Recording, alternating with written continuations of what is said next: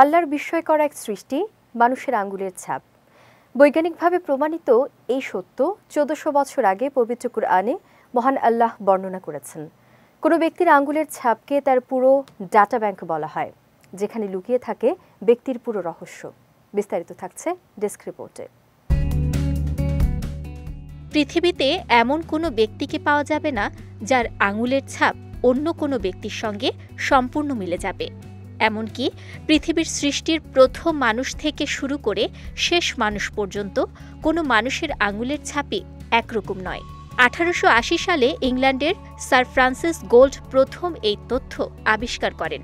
তখন থেকেই অপরাধীদের শনাক্ত করার ক্ষেত্রে আঙুলের ছাপ বৈজ্ঞানিক প্রক্রিয়া হিসেবে সমাদৃত হয়ে আসছে। বৈজ্ঞানিকভাবে প্রমাণিত হওয়ার আগে আজ থেকে ১৪০০ বছর পূর্বে আল্লাহ তাআলা আঙুলের রেখাগুলোর প্রতি ইঙ্গিত করে পবিত্র কুরআনের সূরা কিয়ামাতে বলেছেন, মানুষ কি মনে করে যে আমি তার হাড়গোড় একত্র করতে পারব না? অবশ্যই আমি তার আঙুলের ডগা পর্যন্ত সঠিকভাবে সন্নিবেশিত করতে সক্ষম। একজন মায়ের গর্ভে যে পরিবেশে ভ্রূণের বিকাশ হয় তা আঙুলের ছাপ নির্ধারণে ভূমিকা রাখে। আর যেহেতু প্রত্যেকের ক্ষেত্রে এই পরিবেশ ভিন্ন, তাই প্রত্যেকের আঙুলের ছাপও ভিন্ন। একজন ব্যক্তিকে তার জেনোটাইপ ও ফেনোটাইপ বৈশিষ্ট্য দিয়ে বিচার করা যায়। প্রথমটি হলো তার ডিএনএ, অর্থাৎ মা বাবার কাছ থেকে পাওয়া জিন সমষ্টি।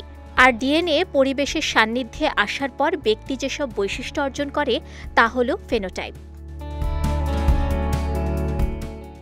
মায়ের পেটে ভ্রূণের ফেনোটাইপ বিভিন্ন ব্যক্তির ক্ষেত্রে ভিন্ন হতে বাধ্য, কারণ কোনো দুই ভ্রূণ হুবহু একই অবস্থানে থাকে না।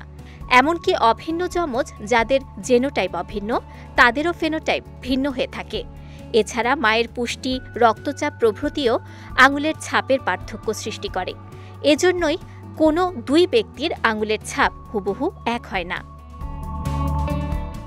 বিজয় টিভি নিউজ ডেস্ক।